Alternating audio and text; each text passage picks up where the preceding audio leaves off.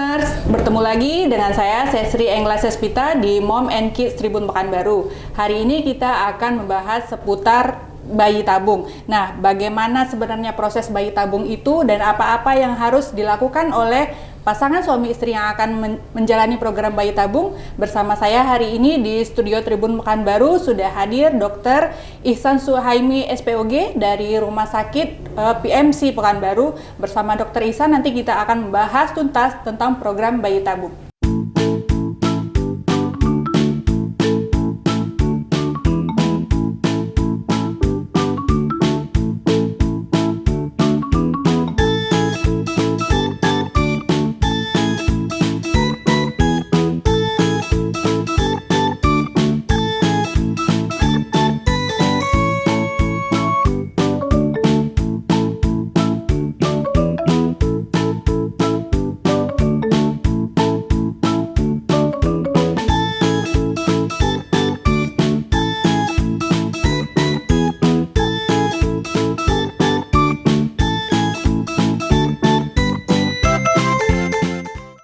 Tribuners, bersama saya sudah hadir Dr. Ihsan Suhaimi. Apa kabar nih dok? Baik, sehat dok? Sehat. Nah, nih dok, ini kan hari ini kita akan membahas tentang bayi tabung nih. Ini program bayi tabung nih paling sering kita dengar nih dok. Iya. Apalagi untuk pasangan suami istri yang ingin memiliki keturunan. Betul. Nah, ini pengen tahu lebih jauh nih dok. Baik. Jadi program bayi tabung ini sebenarnya apa sih dok gitu? Baik, jadi program bayi tabung itu adalah salah satu cara untuk mendapatkan kehamilan bagi pasangan yang sudah lama nggak hamil-hamil, ya kan? Jadi bayi tabung itu sebetulnya sel laki-laki dan sel perempuan disatukan di luar tubuh. Nanti setelah menjadi bakal janin, kemudian bakal janin yang berupa embrio itu dimasukkan lagi ke dalam tubuh ibunya. Jadi pembuahannya kita bantu di luar. Oh, pembuahannya ya kan? dibantu di luar. Setelah ya, terjadi pembuahan tersebut, kita masukkan lagi ke rahim ibunya. Nah. Mudah-mudahan dia hamil. Ini sebelum kita membahas lebih jauh nih dok, Iya. Mungkin perlu tahu juga nih dok, untuk pasangan suami istri yang sedang berjuang untuk memiliki keturunan, sebenarnya ada syarat khusus nggak untuk bisa menjalani proses bayi tabung ini, dan apakah semua pasangan suami istri harus menjalani proses bayi tabung untuk mendapatkan keturunan? Oke, jadi syarat khususnya adalah yang jelas mereka harus pasangan yang sah. Oh, harus ya dok iya. ya. Karena Indonesia tidak mengenal itu pinjaman sperma atau pinjaman sel telur ataupun surrogate mother yang lagi ini kan ibu pinjam ya kan, ibu sewa ya kan. Jadi mereka harus punya surat nikah atau akta nikah bagi yang non muslim ya kan. Kemudian yang syarat kedua, mereka harus bebas HIV ya kan, karena pasangan HIV memang sampai saat ini Permenkes belum mengizinkan untuk dilakukan program bayi tabung ya kan. Kemudian apakah harus bayi tabung untuk pasangan-pasangan yang sudah hamil ya kan? Sebenarnya bayi tabung ini dikondisikan pada keadaan-keadaan, diindikasikan pada kalau satu ibunya itu emang saluran telurnya tersumbat. Tersumbat total dua-duanya, itu biasanya kita langsung sarankan ke bayi tabung. Atau pada faktor laki-laki, suaminya tidak memiliki sel sperma yang cukup, yang dianggap cukup untuk membuahi secara alami, ya kan? Nah, itu baru kita langkah ke bayi tabung. Tapi kalau semua itu masih bisa, kita masih bisa dulu langkah-langkah misalnya alami terjadwal. Maksudnya kan dia berhubungan alami saja, tapi kita jadwalkan. Atau bisa juga dengan proses inseminasi. Tapi mungkin sekarang kita bahasnya bayi tabung ya. Bayi tabung dulu nih dok. Okay. Jadi kalau untuk pasangan suami istri yang memang akan menjalankan program ini dok, ada usia tertentu juga menjadi prasyarat apa gimana dok? Baik. Jadi sebetulnya kalau dari ilmunya perempuan itu punya kualitas telur yang baik sampai usia 37 tahun. Itu berdasarkan statistiknya ya kan. Di atas 37 tahun kualitas telur itu akan menurun. Walaupun dia masih punya kuantitas yang bagus. Ya kan? Nah, kalau di bawah 37 dia kualitasnya. Jadi syaratnya sih lebih banyak pada perempuan ya. Jadi perempuan, karena perempuan ini kan nanti ada masa selesainya, yaitu disebut dengan masa menopause gitu. Jadi makanya, tapi kalau selagi dia masih haid, selagi dia masih ada telur, kita usahakan. Cuma yang bagus emang sebetulnya lebih bagus di bawah 30. Jadi semakin cepat semakin baik. Oh, semakin cepat semakin berarti langkah pertama buat pasangan yang belum memiliki keturunan berarti konsultasi dulu kali ya, Dok ya? Ya. Jadi Yang jelas kita akan lakukan dulu apakah itu pemeriksaan pada si istri, itu USG, itu melihat anatomi, ya kan, anatomi rahim dan ovariumnya. Kemudian kita lakukan HSG, itu di ronsen, itu untuk melihat saluran telurnya tersumbat atau tidak, ya kan. Kemudian laki-laki juga harus diperiksa spermanya. Kan bisa saja, ternyata spermanya yang mengharuskan pasangan ini untuk bayi tabung, gitu. Iya. Jadi dua-duanya mesti diperiksa, walaupun dia sudah punya anak. Atau walaupun dia sudah punya anak dari istri-istri sebelumnya, laki-laki tetap diperiksa karena laki-laki per 6 bulan biasanya ada perubahan sperma. Kalau berubahnya ke arah bagus sih syukur ya. Iya. Atau dia bisa tetap, ya, takut-takut jangan-jangan dia berubahnya ke arah yang jelek. Jadi itu syarat standar ya untuk apa? Jadi ada proses dulu yang dijalani sebelum melaksanakan program inti dari bayi tabung ini sendiri gitu ya dok ya. Kalau persentase tingkat keberhasilan gimana? Kalau persentase itu di antara 40 sampai 45% di mana-mana sama. Kalau kita di sini, alhamdulillah persentase kita sudah mencapai di 37%. Jadi angka keberhasilan kita sudah mendekati angka yang global dunia. Gitu. Kalau di rumah sakit PMC itu berapa lama nih dok kita punya klinik bayi tabung ini? Jadi kalau di PMC sebetulnya saya sudah menjalani ini sejak tahun 2013 ya. Tapi waktu 2013 itu yang masih bolak-balik ya. Saya pakai fasilitas yang di Jakarta. Di 2017 kita sudah running 100% di PMC. Oh, udah semua proses dilakukan di rumah sakit PMC. Jadi nggak perlu lagi keluar kota ya? Nggak perlu keluar kota lagi. Jadi semuanya sudah dilakukan di PMC sampai untuk penyimpanan embrio pun kita lakukan di. Penyimpanan embrio juga udah bisa dok? Iya. Oke. Ragam informasi terkini kami hadirkan tiada henti. Simak tribunpekanbaru.com. Oke Tribuners, tadi Dokter Ihsan udah bilang kalau di Pekanbaru nih sudah ada rumah sakit yang bisa menjalankan program bayi tabung, salah satunya rumah sakit PMC ya dok ya. Jadi mungkin bisa dijelaskan lebih detail lagi nih dok, di layanan dan fasilitas apa aja yang dimiliki oleh rumah sakit PMC untuk program bayi tabung ini dok? Jadi program bayi tabung itu kan salah satu layanan infertilitas ya. Sebenarnya rumah sakit PMC sudah lengkap untuk layanan infertilitasnya. Mulai dari inseminasi, bayi tabung, histeroskopi, laparoskopi, sampai dan analisa sperma udah biasa ya. Kita juga bisa kok menyimpan sperma, membekukan sperma. Ada saat-saat tertentu yang sperma mesti dibekukan dulu.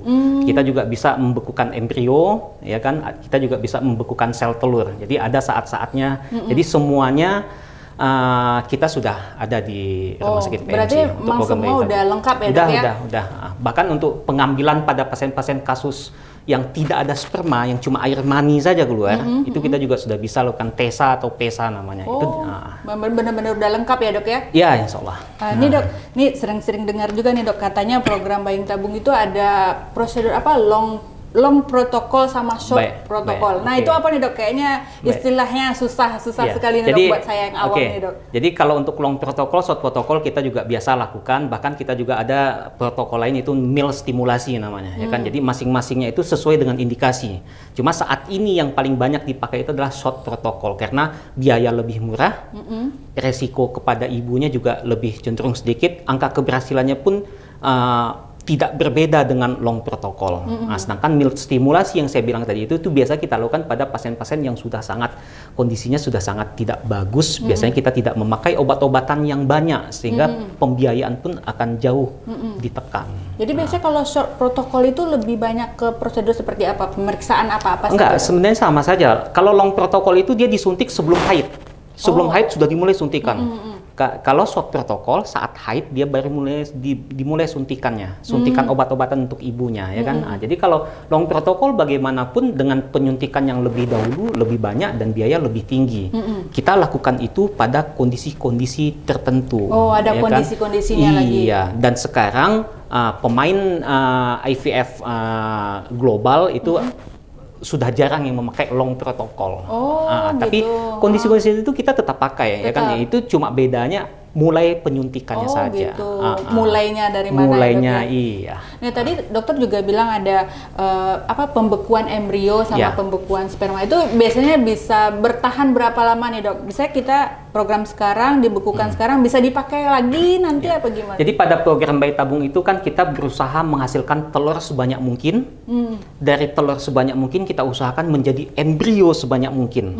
Nah, setelah menjadi embrio sebanyak mungkin kan embrio itu kita cuma boleh transfer paling banyak 3. Oh, Ya gitu. kan, 3 atau 2. Nah, lebih embrio ini kita apakan? Lebihnya itu ya kita simpan. Kita simpan dalam suatu suhu tertentu, dalam zat tertentu, dalam medium tertentu, dan itu bisa bertahan sebenarnya unlimited. Oh, gitu. Tapi kita batasi biasanya sampai 5 tahun kita batasi, ya kan? Nah, apa guna embrio tadi ini? Embrio tadi misalnya pada program pertama dia gagal, program selanjutnya ya tinggal memasukkan embrio ini saja yang kita simpan tadi itu. Nah, atau kalau ini berhasil, program selanjutnya embrio-embrio yang kita simpan tadi ini bisa untuk adiknya, ya kan? Dan itu juga sudah beberapa yang kita lakukan. Di program pertama dia berhasil, kemudian untuk adiknya dia pakai embrio yang masih ada disimpan. Jadi biayanya jauh lebih rendah. Jaraknya berapa lama biasanya Dok? Dari misalnya untuk program pertama nih berhasil atau gagal, untuk bisa melakukan lagi?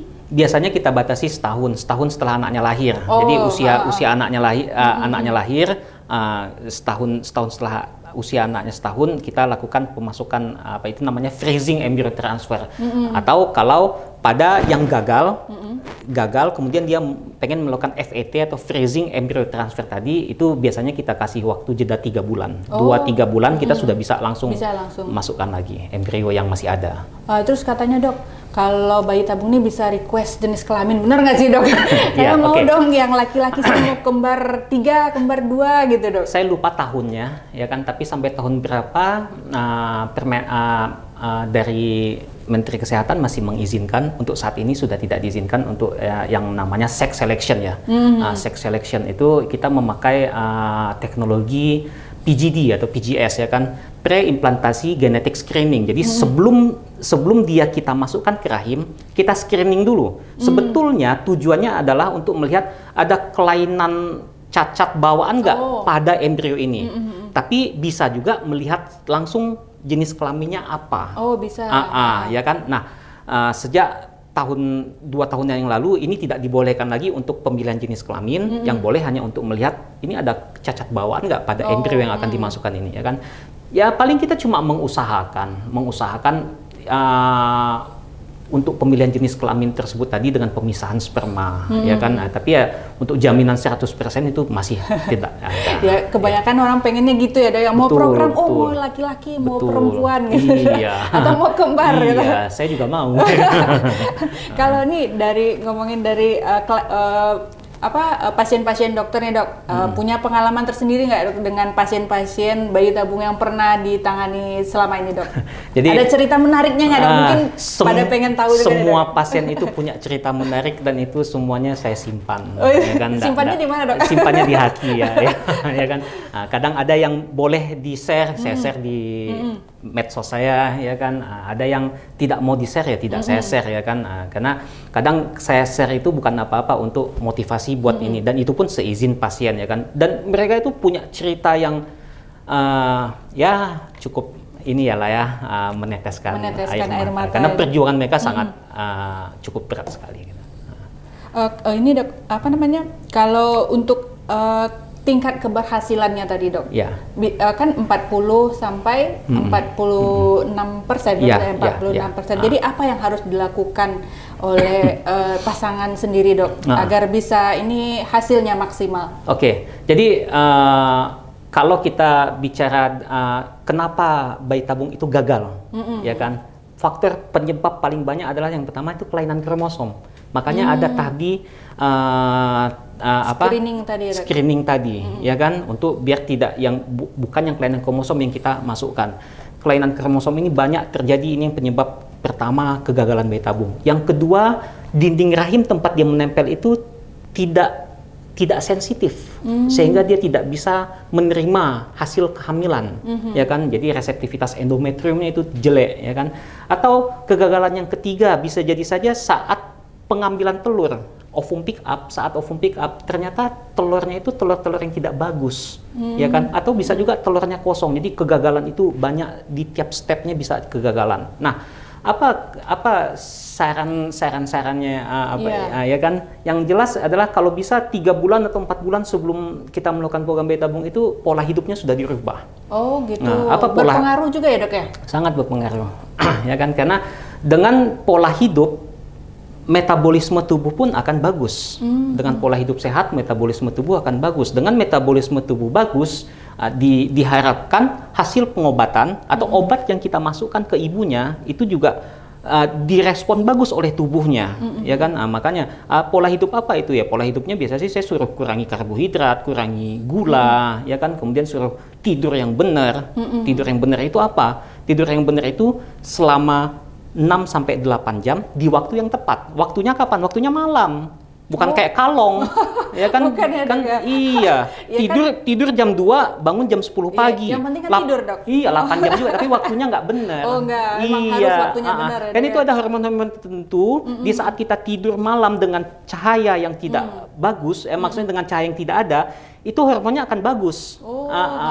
Ya kan? Nah, kalau kita tidur di saat siang, ya kan itu tidak berlaku, ya kan? Nah, jadi tidur itu cepat jam 9 jam 10 malam sudah tidur dengan olahraga tiap hari, olahraga ringan. Olahraga infertilitas itu yang paling bagus itu adalah jalan cepat. Oh, jalan cepat. Jalan cepat ya kan, gerakan sendi paha ya kan, tanpa menekan, kalau pada laki-laki tanpa menekan testis. Nah, gerakan sendi paha itu apalagi sepeda, tapi itu sangat tidak dianjurkan walaupun sekarang lagi booming ya sepeda, Iya, tapi betul, bagi yang belum punya anak, terutama suaminya, usahakan jangan bersepeda dulu. Oh, jadi itu emang benar ya, Dok ya? Iya. Kalau sering yang bilang, jangan sering main sepeda, nanti Iya, susah punya iya. anak gitu. Bagi laki-laki, Oh, bagi ibu-ibu silakan. Oh, jadi laki-laki sepeda ya. buat bapak-bapak yang udah beli, Iya. pinjemin ibu-ibunya, ya kan? Jadi itu penyebabnya apa tuh, Dok? penekanan testis. Oh, gitu. Penekanan testis itu ya pabrik sperma itu kan, pabrik sperma tertekan terus ya, dengan waktu yang lama, ini akan pasti tidak akan bagus ya kan. Kemudian ya paling yang pola hidup 4 tadi hidup, itu ya kan. Berarti sebelum menjalankan program, memang pola hidup harus diperbaiki dulu ya, Dok ya? Iya. Nah, ujung-ujungnya apa? Yang sering saya pesankan kepada pasien adalah jangan capek pikiran. Oh. Karena capek pikiran jauh lebih capek dibanding capek badan. Ya, apa itu capek pikiran? Itu stres, ya kan. Nah, bagaimana mengatasi stres? Pasti masing-masing sudah tahu caranya, ya kan. Nah, jadi ya yang paling apa itu adalah capek pikiran sebetulnya. Capek pikiran bisa jadi apakah dia ya macam-macam lah ya kan. Jadi usahakan capek pikiran. Iya, emang bener ya, apalagi kalau dalam masa-masa pernikahan yang udah cukup lama gitu makin bertambah stresnya. Jadi emang itu harus dihindari ya, harus kalau mau dihindari. berhasil ya, Dok ya. Iya. Oke nih, Dok, nampaknya pembicaraan kita makin menarik nih, Dok. Ya. Ini kan tadi dokter juga udah bilang ada yang berhasil dan ada juga yang tidak. Nah, kalau dalam menjalankan proses bayi tabung ini sendiri, Dok, kalau ada resikonya nggak, Dok? Resiko selama menjalani proses-proses ini, Dok? Ya, oke. Jadi kalau resiko secara fisik pasti ada ya. Bukan pasti ada. Kemungkinan terjadi. Apa itu? Biasanya resiko pendarahan, ya kan, saat pengambilan, saat panen sel telur itu bisa jadi saja terjadi pendarahan pada jalan lahirnya, ya kan, atau bisa juga resiko infeksi, ya kan, atau resiko yang jarang tapi mungkin terjadi, mungkin kena usus gitu ya kan, tapi itu sangat jarang, alhamdulillah belum pernah terjadi ya. Kemudian resiko yang banyak dan ngetren juga OHSS namanya, stimulasi ovarian syndrome, OHSS, ya kan. Jadi itu biasanya pada pasien-pasien yang punya telur banyak atau pernah dengar PCOS ya kan. Nah, itu kalau dilakukan bayi tabung kemungkinan dia dapat OHSS itu tinggi. Ya kan. Jadi OHSS itu apa? Jadi OHSS itu telurnya banyak, ya kan, sehingga dia menarik cairan ke dalam tubuh. Jadi cairan itu numpuk di paru-parunya sehingga dia bikin sesak. OHSS itu grade-nya bahkan sampai bisa OHSS itu dia harus dirawat di ICU untuk mengatur balance cairannya. Nah, itu bisa terjadi. Nah, itu dia tadi short protokol, long protokol. Short protokol itu akan menurunkan risiko OHSS. Padahal long protokol pemakaian obat yang banyak itu OHSS itu sangat sering terjadi. Itu kalau risiko secara fisik, ya kan. Kemudian risiko apa lagi ya? Yang paling risiko gagal. Jadi saya juga sering pesan sama pasien saya kan, kalau mau bayi tabung mesti berani gagal. Harus siap dulu, punya mental gagal. Orang semua punya mental menang, ya kan? Kalau gagal ya kan itu. Gitu iya, jadi kalau mau down habis itu ya silahkan, tapi ndak ini ya kan, mending nggak usah bayi tabung. Ya kenapa ya? Karena kasihan nanti mental dia ya kan. Jadi ya kita jalani saja. Jadi jalani santai, easy aja ya kan. Makanya saya bilang tadi capek pikiran jangan dalam ini. mungkin dok terakhir nih dok, bisa kasih mungkin saran-saran atau tips untuk pasangan-pasangan yang akan menjalani program bayi tabung dan sedang menjalani mungkin dok, mungkin kalau sedang menjalani mungkin ada juga rasa wah ini berhasil enggak gitu dok. Jadi kalau kita sedang dalam program bayi tabung itu coba kita serahkan semuanya pada dokter yang menangani, ya kan? Maksudnya nggak usahlah terlalu banyak dengar dari sini, dari medsos sini, dari googling sini, dari sini, sehingga jadi bingung sendiri nanti ya kan. Nah, jadi maksudnya ya sudah percayakan saja pada dokter yang menangani, itu yang pertama. Yang kedua harus saling yang berdua ini ya kan, saling sokong menyokong karena selama proses itu kan kadang istri tiba-tiba mentalnya down, jadi suami mesti kasih semangat terus, suami mesti ada mendampingi ya kan, jadi suami jangan kemana-mana sebaiknya ya kan, istilahnya kalaupun tidak kemana-mana dia siap selalu dihubungi oleh istrinya, sehingga akan membuat mental si perempuan bagus, bagaimanapun otak yang mengatur hormon itu juga akan berjalan dengan bagus, dengan stresnya yang berkurang. Kemudian ya pola hidup sehat tadi itu, jaga istirahat, ya kan, makan makanan yang baik. Makanan yang baik itu apa? Usahakan kurangi makanan dalam kemasan itu saja, ya kan. Tapi kalau makan makanan yang lain-lain itu makan saja. Nggak ada pantangan. Yang dalam kemasan usahakan dikurangi itu saja paling. Oke. Tadi udah sedikit nih dok, udah berapa banyak pasangan suami istri yang berhasil program bayi tabung di PMC dok? Saya tidak hitung secara detail, tapi yang terakhir kemarin itu sudah lebih 50 yang kita lahirkan pasangan bayi tabung. 50 ya dok ya? Yang kita ya. Yang emang prosesnya semua di PMC ya dok ya? Udah 5. Terakhir kapan dok? Terakhir kapan ya? Dia minta tanggal 1 Juli pas hari pas hari polisi itu loh, ulang tahun polisi ya kan. 50 ya dok? Iya. Ternyata kembar apa gimana dok? Oh enggak. Jadi perlu saya tekankan di sini ya, sedikit ya, nggak apa-apa ya tambahan ya. Kehamilan kembar itu adalah kehamilan yang tidak normal. Ya, kehamilan kembar itu adalah kehamilan patologi sebetulnya, ya kan. Satu ruangan diisi oleh 2, itu akan sempit dibanding dengan satu ruangan diisi oleh 1 bayi. Yang dibilang berhasil itu sebetulnya adalah kehamilan 1, ya kan. Tapi secara psikologis pasangan ini menang karena udah lama menanti langsung dapat 2, ya kan. Buy one get 2, buy one get 3 gitu ya kan. Jadi mereka hanya menang di psikologis, tapi sebetulnya yang paling bagus itu adalah tetap kehamilan. Tetap kehamilan 1 iya. ya dok? Kalau kita kembar, kalau nggak salah saya baru 4 atau 5 yang kembar. Terakhir kembar 3, pernah iya, kembar 3? Pernah kembar 3. Kalau itu emang agak menarik juga kasusnya, ya kan. Kenapa? Karena saya cuma masukkan 2 embrio. 2 embrio saya masukkan, tapi yang 1 membelah lagi. Ya kan, nah ya itulah, itu salah satu mukjizat dari Allah juga ya. Bagi pasangan suami istri yang sulit memiliki keturunan bisa mencoba metode program bayi tabung. Untuk di Pekanbaru, rumah sakit PMC salah satu rumah sakit yang menyediakan layanan program bayi tabung. Pasangan suami istri kini tidak perlu lagi keluar kota ataupun keluar negeri untuk menghemat biaya dan mendapatkan layanan program bayi tabung ini dengan akses yang lebih lengkap. Jangan lupa saksikan Tribun Pekanbaru News Update pukul 5, dan terima kasih juga untuk Dr. Ihsan. Ya, sama-sama Mbak Ses. Baik, terima kasih. Ya, semoga bermanfaat ya. Terima kasih banyak nih dok.